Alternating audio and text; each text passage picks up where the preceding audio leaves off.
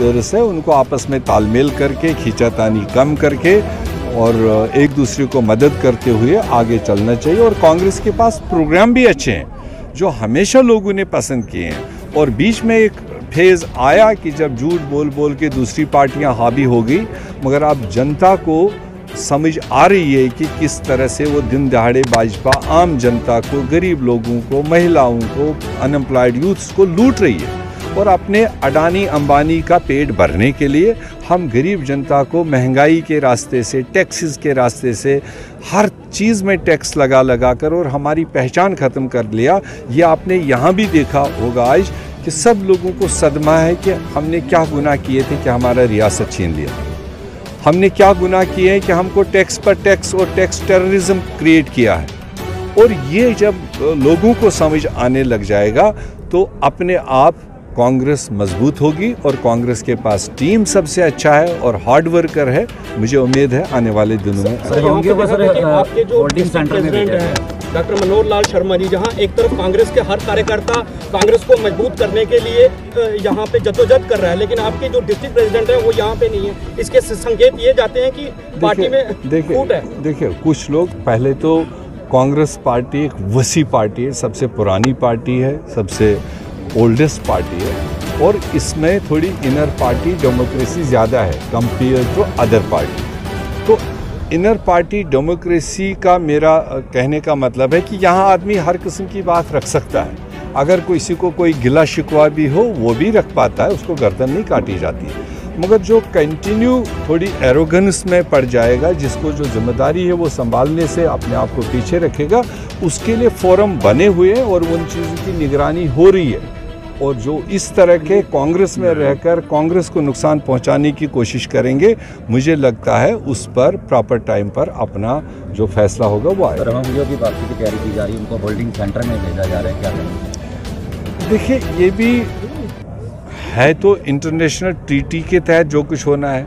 आए हैं तो भी एक यूएनओ के रेजोल्यूशन के तहत में उनको जगह दी जाती है, किसी पर्सन के दावत पर तो नहीं आए। आज अगर उनको वापस अपने मुल्कों में या किसी दूसरे स्थान पर ले जाने की बात है, ये भी यूएन रेजोल्यूशन के तहत ही, इंटरनेशनल मॉनिटरिंग के तहत होना है।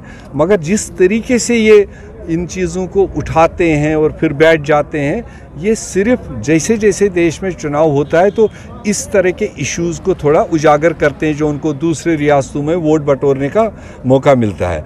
अदरवाइज़ जहाँ तक इंटरनेशनल रेजोल्यूशंस के तहत में चीज़ें उठक बैठक हो, हमें कोई एतराज़ उसमें नहीं। एनसी के नेता सर देवेंद्र रैना का एक बयान सामने आया जिसमें उन्होंने कहा कि जम्मू डिक्लेरेशन होना चाहिए, क्या कहेंगे? हम तो जम्मू कश्मीर डिक्लेरेशन वाले हैं, भारत डिक्लेरेशन वाले हैं, तो हम अलग अलग ज़िलों की डिक्लेरेशन वाले नहीं हैं। जम्मू खिते का डिक्लेरेशन मैं कह रहा हूँ, हम भारत डिक्लेरेशन, जम्मू कश्मीर डिक्लेरेशन वाले हैं। हम फिलहाल किसी खिते या ज़िलों की बात नहीं करेंगे। कांग्रेस पार्टी सब के लिए है और कांग्रेस पार्टी में आर पार सब लोगों के लिए जगह है, तो इसलिए बातें उठी हैं। अभी वो पहले अपनी पार्टी में थोड़ा सा उसको बैलेंस करे, फिर बाद की बात है। G23 क्या कांग्रेस को कमजोर करेगा? मैंने ये नेशनल लेवल की बातें हैं जो मैंने एक ही बात सारी चीज़ों का कह दिया।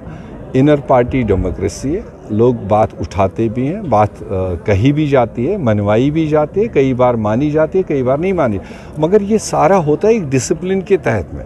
तो कोई भी हो, वर्कर हो, बीच वाला हो, टॉप वाला हो, पब्लिक पार्टी की चीज़ें पब्लिक नहीं करनी चाहिए। जब ऑलरेडी तजुर्बेकार लोग हैं, जो चीज़ें अंदर बैठकर डिस्कस होनी है उनको पब्लिक में डिस्कस करने की ज़रूरत है। लगातार महंगाई की बात हो रही है, लेकिन कांग्रेस पार्टी भी कहीं ना कहीं जो है ओपोजिशन करने में असफल साबित हो रही है। आपका एक कार्यक्रम 45 दिन का 26 जनवरी के करीब कार्यक्रम हुआ था कठुआ में, उसके बाद आज आप कार्यक्रम कर रहे हैं, वो भी एक बाकी लोग तो लोकल लोग करेंगे, बाकी लोग लोकल लोग करेंगे, क्योंकि प्रेसिडेंट तो रोज रोज थोड़ी आएगा। अभी मैं आज जाऊं, मैंने ये भी आपके सामने माइक पर ऐलान किया कि 23 तारीख को फिर हम कठुआ में होंगे।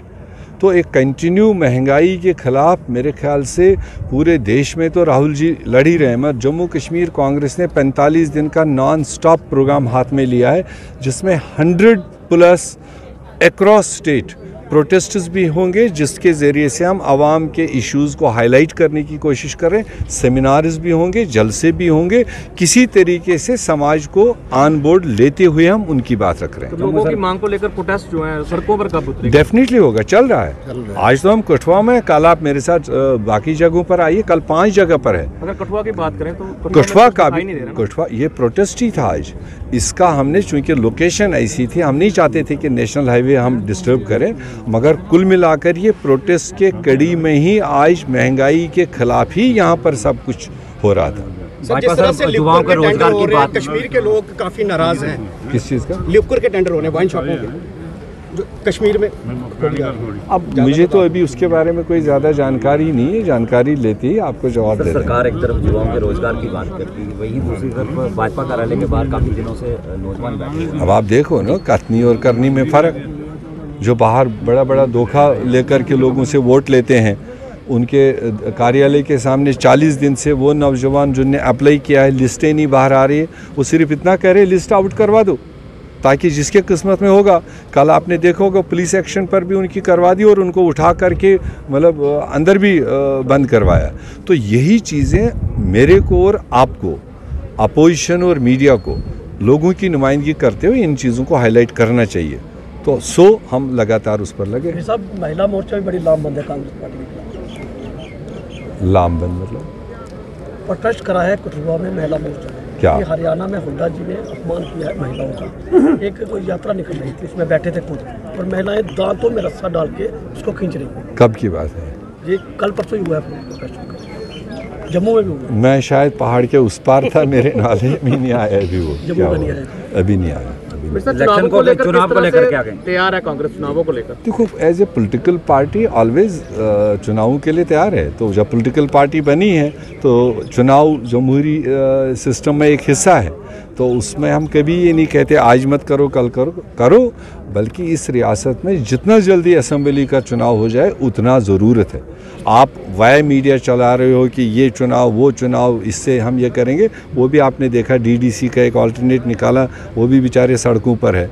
बट अल्टीमेटली यहाँ के आम लोगों का जो अगर कुछ मदद होना हो, वो सिर्फ असेंबली चुनाव कराने से, एक अवामी सरकार यहाँ पर देने से, ब्यूरोक्रेटिक सरकार से लोगों का मदद नहीं होता। Thank you.